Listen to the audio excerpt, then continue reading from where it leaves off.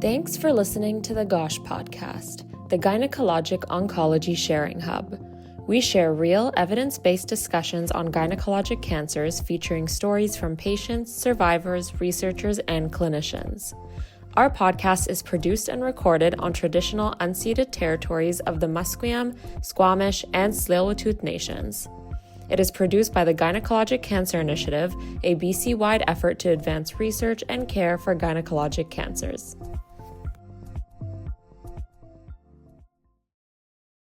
Hello, everyone. My name is Sabine, and I'll be your host for this episode of the GOSH podcast. Today, we're continuing our rare cancer series with a new inspiring guest, Carly Allen, a GCI patient partner. You may remember Carly from our Beyond the Story series on YouTube back in 2022, where she shared her journey with stage 3 vulvar cancer. Diagnosed in 2014 after years of extreme pain, discomfort, and countless misdiagnoses, Carly's battle included chemotherapy, radiation, and surgeries under the expert care of BC Cancer. Despite facing a recurrence in 2017, she underwent life-changing surgery in 2018 that included a colostomy and hysterectomy, removing the tumor for good. Since then, Carly has become a passionate advocate for gynecologic cancer and ostomy awareness. Through her Instagram platform, Ostomy in the City, she inspires others by sharing her journey with authenticity and self-love. Now, 8 years cancer-free, Carly continues to empower women and redefine survivorship. We're thrilled to have Carly back with us today to share more about her story and her incredible work. I hope you enjoy this episode. So let's just get started. So I wanted to start by asking you, when we were having a conversation on the phone, you told me that your medical complications started earlier than the cancer, and that early on in life you faced some health challenges. So I was hoping you could share a little bit about that. Yeah, I mean, I just remember being like in grade 6 or grade 7 playing soccer, and I had trouble. I guess I peed my pants a little bit. And I remember my mom and I talking about it, and I was so embarrassed, and I didn't really understand the whys. We didn't think any of this at that time. So I really always kind of struggled with like bladder control. Um, I did sometimes feel kind of not so great when it came to foods, but nothing that sent me to the doctor or anything like that, but just some minor things with that. Okay, great. And so from that, in your adult life, what were the initial symptoms that led you to seek medical care? Yeah, so in the early 2000s, I had what's called Bartholin gland cysts. And I went to the hospital, had some surgeries. Unfortunately, I even had a cyst that burst. It's called marsupialization, I believe, if I remember my information correctly. And that was kind of what we thought that's all that it was. And I'm pretty sure at the time they also biopsy your tissue and try to see what's causing these things, but nothing was alerted then. So jump forward many years later, I started to have pain while sitting. That was my biggest symptom. And it started feeling like I was sitting on a pebble, which made me think it was another cyst. And then it kind of felt like a marble, and like the size just kept increasing and the pain kept increasing with it. So I would go to the hospital and they were like, oh, yeah, it's probably another cyst because you review your medical history and makes sense that it would be that again. And then I went to my GP and he was like, let's get you a referral to a gynecologist. And nothing happens overnight. And so I just kept living with the pain, but I knew it was getting worse all the time. And so I kept going back to the hospitals, and no other results were being told to me that it was anything else. And so I just lived in constant pain. And how long was that until you got that diagnosis? I mean, probably a good year. Like from all the, when I really started to feel the pain, the pressure, sitting down, like even coughing, like everything in that area just was really unpleasant. And yeah, it was probably pushing a year. Yeah. And you told me that you faced a lot of disbelief and unfair treatment at work due to this, due to the condition. People weren't believing you, your boss. So, how did that experience impact you emotionally and physically? Yeah, I mean, this is, in 2014 when this all came to light. 2025 now, we see a lot more balance when it comes to how you treat your employees in the workplace, fair equality, all that kind of stuff. but I was going to the ER like all the time and calling in sick to work. And I don't think they believed me. Like I had told them, hey, like I'm waiting for more doctor visits. Something's going on. Like I couldn't sit in the chairs at our meetings because it wasn't comfortable. And when you can't sit and walk and, feel good, the last thing you want to do is go to work. And my pain was really high. And I didn't have pain medication because they hadn't figured out what was wrong with me. So I was taking medications that weren't treating the root cause, like an antibiotic, if it was a cyst that had burst type thing. And when I was in the ER, I remember having to send a picture to them of me and, the scrubs, like with the IVs in, because they didn't believe me. They just thought I was a young girl who maybe partied too much the night before. But I wasn't the type of employee that called in sick on the regular before any of this happened.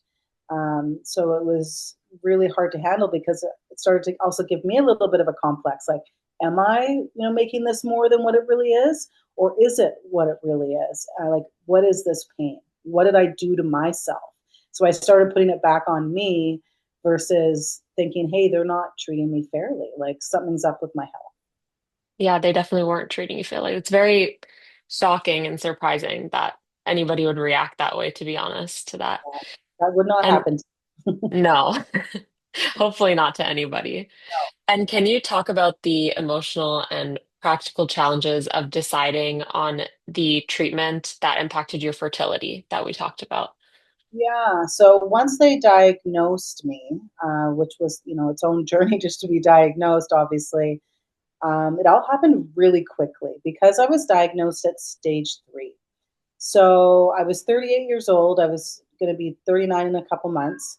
And they were like, you have cancer, you're going to need chemo, you're going to need radiation, and those are going to affect your fertility. Do you want to be a mother? And I had never really thought of it in those terms because I always was like, well, if I ever meet someone and have kids, cool. And if not, cool. But when cancer is on the table and it makes that decision for you, it's a whole other ball game. And I just remember being like, wow, like I'm not actually making this decision for myself. My illness is. And I have to decide this within a couple days, and I was like, how do I decide? Because they said we can try to retrieve your eggs. There's no guarantee that it would work. And again, we have to do it quickly before we get you into treatment. Do you want to do that? And you can't decide that in 2 minutes, but I really only had like 24 hours to decide this. And so I spoke with my friends and family. Lots of tears were shed. And ultimately, I made the decision not to go through the process because I was 38. Had I been 28, absolutely, because you don't know where your life's going to go when you're 28 when it comes to motherhood. But at 38, I thought, you know what? It's just not in the cards for me. I would have needed a surrogate. I wouldn't have been able to carry the child. All those factors came into play as well. And so I just mourned that part of what I thought my future would be because 17-year-old me always thought she would have, 4 kids and all that kind of, happy family life. And now here I am at 38 going, wow, like this is never going to happen for me. And that was a lot to take in. And do you feel like your family and friends, were they supportive or were they influential? Was it overwhelming to hear everybody's opinion, or were you able to kind of like put that aside and be like, this is what's right for me? Yeah, I mean, most people just listen to me because they can't Okay. really tell you what to do, right? It's your body, it's your life, it's your emotions. So they just listened. And a lot of great conversations with my female friends in particular about what does it mean to be a woman? Like, first of all, I'm diagnosed with this cancer, this vulvar cancer diagnosis. Now I'm talking about do I ever want to be a mother? And this is what I would have to do if I did want to be a mother. Like, how am I even going to be a woman when this is over? That was really a hard conversation and a lot of hugs and, just a lot of raw emotion. And I just told myself, like, there's a lot of women in this world who don't have children for a variety of reasons, not just illness related. So, what, you know, can't you take inspiration from those women for yourself to know that being a mother doesn't make you any less of a woman? Absolutely. I think obviously it's a little harder when someone's telling you like you have to do it or like it is Mhm. because of your physical health. So it's a bit tough, but I Yeah, agree with you. yeah. Um, After your surgery and the reconstructive surgery that you went through, what was the recovery like? And previously you mentioned that a nurse had said something that was deeply reassuring. So can you also share that with us? Yeah. So having gone through cancer twice, I learned a lot of things in the first battle that kind of carried into my second battle. And you're so not naive necessarily, but you don't know what to expect when you're first starting this because it's all new and it's also a rare cancer to put on top of it, right? So I was a little stronger mentally. So I went through the first bout with, chemo, radiation, surgery, and then the cancer was back and I had to have pelvic exenteration surgery, which would mean I was already infertile, right? That was already done, but I still had all my parts on the inside. Nothing, I didn't have a hysterectomy during cancer one. So now I'm having this pelvic surgery, which requires a complete hysterectomy, vulvar reconstruction, a colostomy bag, removal and closing up of my rectum. And I was just like, wow, I just told myself it's okay. I'm going to be a woman still. I still have worth. And now all this, I'm like, man, like how strong am I? Like this is hard, right? And so I remember going into the hospital to be marked for the colostomy bag. And I was in tears, like just rolling down, not like sobbing uncontrollably. And it was a male nurse. And he's like, are you okay? And I was like, no, I'm just really scared. And in that moment, he thought I was scared about getting the colostomy bag. And I said, no, I'm not scared about the colostomy bag. I'm scared about the vulvar reconstruction specifically. And he said, don't worry. If we can reassign gender in this hospital, we can fix you. And I just gasped, like he didn't know what was going on with me really. And he was just so quick to say that to me. And it still sits with me today, and it's what 2025. I'm 10 years later now. And that was huge. So when I went in for the surgery, which was just a few days later, that was just on repeat in my mind. And I think that nurse is probably most impactful in my mental health recovery than almost anyone else in those 2 minutes. He really affected my whole life in a positive way. Absolutely. And do you feel like your experience with healthcare workers has been mostly positive, somewhat negative? Is there anything that you as a patient would ever want to tell healthcare workers how they treat, Absolutely. patients? I have a lot of respect for people who work in the healthcare system of all levels of their employment, be it the front desk clerk or the person giving you your chemo or checking you into that hospital. It is not an easy job. And so I always try to treat those people the way that I want to be treated. And instead of my anger coming out on them just because they're in the place that I don't want to be. I don't want to be here, right? I don't want to have cancer, but they didn't do this to me. So treating people as kindly and as coherently when you're on medications as possible was a really good thing because not like they don't take care of patients who are rude and mean, but the kinder you are, the kinder your treatment's going to be. And so I just always was kind. Didn't say that I didn't have moments where I had to say, like, hey, I need some more medication, like I'm in pain. But generally, I just treated them like they were my new bestie. You're in the hospital for a long time and you want to be friends with those nurses. They're overworked. Those doctors are like overworked. Everybody's overworked. So I really just tried to maintain like a good vibe friendship with them, and it kind of paid off in the end. That's wonderful. That's Yeah. definitely the right perspective. And so I want to talk a little bit about your living with an ostomy bag. And Mm. so it's obviously very life-changing. So can you describe how you adapted to it and what the journey was like for you? You were telling me a little bit about the choices you had to make and kind of what advice you would give to other people. For sure. I mean, an ostomy bag, to those of us who don't know anything about it, is a really scary thing. To go number two from the front versus the back is it's odd, right? Even though there's 13 million plus people in this world that have one, it's still a really stigmatic thing to talk about, to think about. And so during cancer number one, it was always on the table. If I wanted to get better margins, um, an ostomy bag was always on the table. But of course, nobody wants one. So we proceeded with other types of treatment to theoretically avoid it. So when it was my reality, um, I did a little bit of research about it, but not too much because I find like Dr. Google can be not your friend, and you hear horror stories a lot easier than you do the happy stories. And so I just kind of said to myself, like, you're going to be alive. If you deny this surgery, this pelvic exenteration surgery, you will not be here in a few months. And so, yeah, it sucks that you're going to have this, but it sucks more to not be here anymore with your family and your friends. And so that mental part for me really helped me go from there. Not to say that there weren't challenges or moments, but I was also in a bad way after radiation. Like pelvic radiation destroyed my sphincter and I had no control. I was wearing adult diapers. I was soiling myself on the regular. I had anxiety that was a 20 out of 10. I was homebound because of those accidents. So I also looked at it in the way of, hey, I'm getting this colostomy bag that's going to help me get rid of those problems that are way worse than what this is going to be.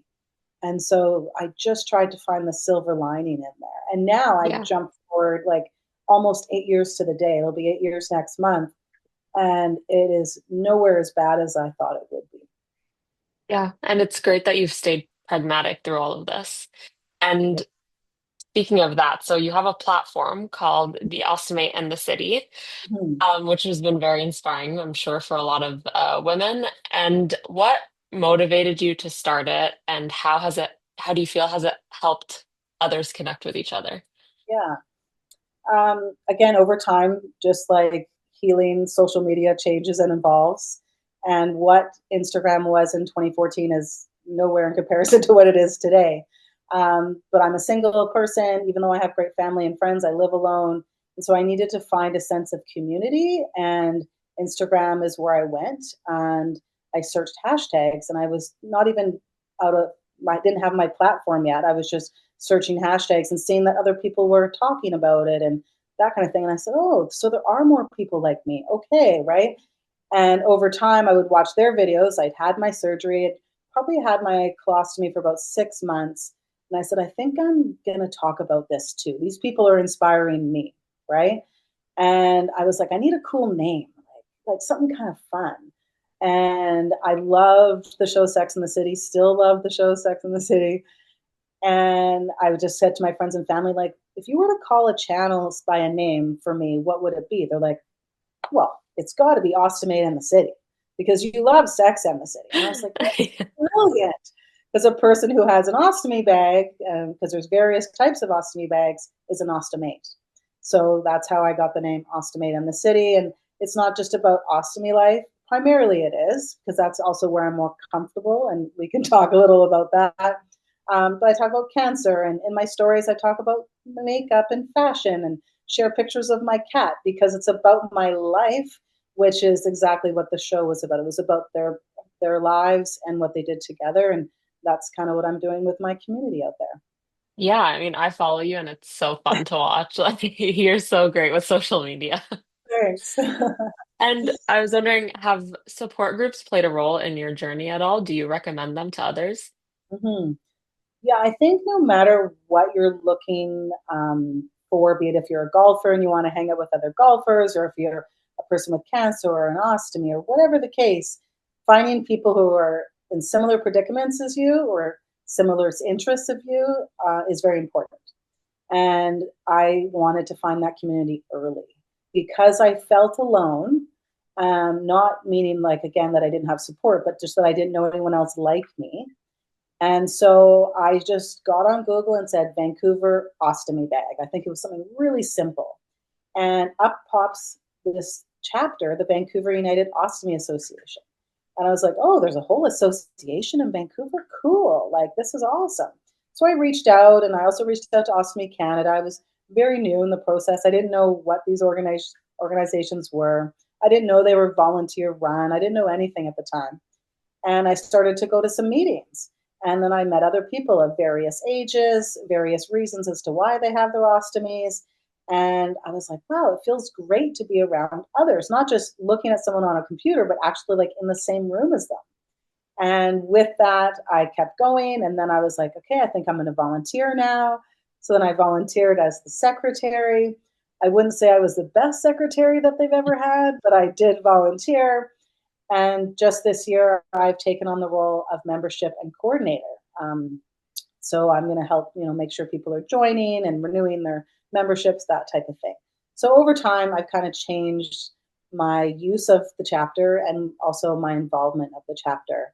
And on Instagram, I found lots of people that weren't even part of the chapter, but lived in the greater Vancouver area. And we just get together on our own for dinner or hang out at somebody's house. And we've become really good friends. And we have a group of about 12 of us who see each other every few months.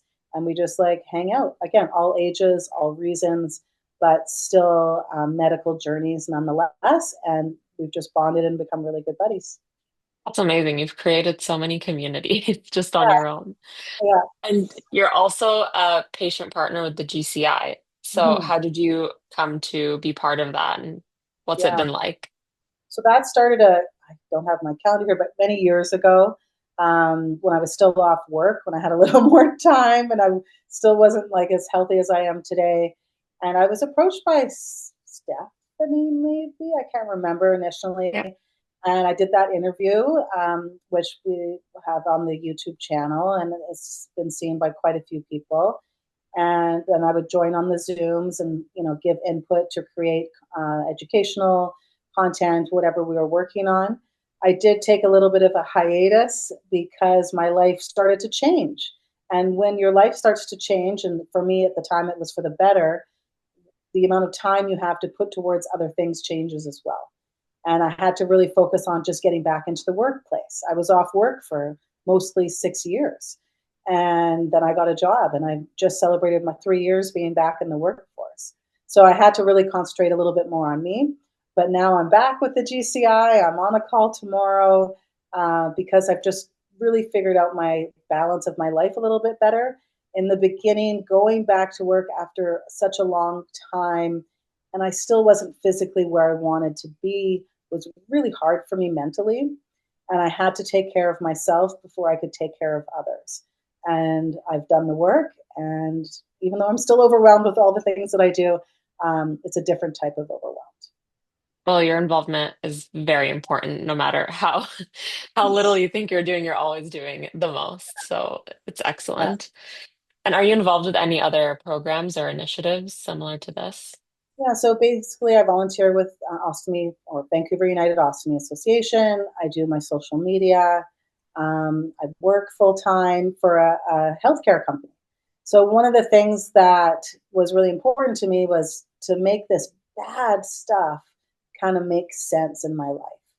And I wanted to work in healthcare so bad, be it the cancer agency or a warehouse, just something medical is what I wanted. And when I went to those support group meetings, I met a gentleman by the name of AJ who has an ileostomy bag, which is connected to a small intestine from gut disease. And he has an online store for medical supplies, and they were looking to bring on someone for the team. And I said, oh my gosh, let's talk. So in those conversations, I was offered a position where I could work from home. I could use my tech savvy skills. I do like maintenance of the website, marketing type work. And I've been there now for 3 years. And it just is a great feeling to answer the phone and talk to someone who's going through a medical journey. And when I tell them my journey, they're like, oh my gosh, I don't think I've ever called somewhere and actually talked to someone who knows what I'm talking about, like from life experience. And so it's definitely been a gift to be able to work. The company's called Inner Good, and it's basically like an online medical supply store. Yeah, and your experience is very valuable, like Yeah, definitely.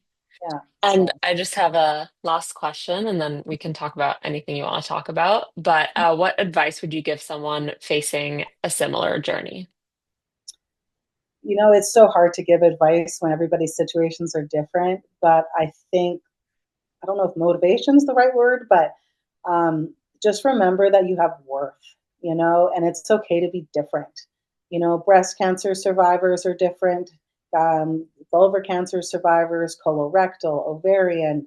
It doesn't matter. Every thyroid, the cancers are everywhere more than ever. and it's not easy to go through. And if there's a way that someone can just stay out of the darkness, that is key. It is so easy to go to the dark side more so than it is to stay in the light side, like the bright side of things. Darkness always wins, right? And so I just kind of told myself from moment one, like, this is now your new job to fight this illness, but you also, your main job is to stay like sane. Because the more you learn about what your disease is and how you're going to treat it and what it's going to do to you is like depressing and scary. And so I just was like, you know what? My mom is my main note taker.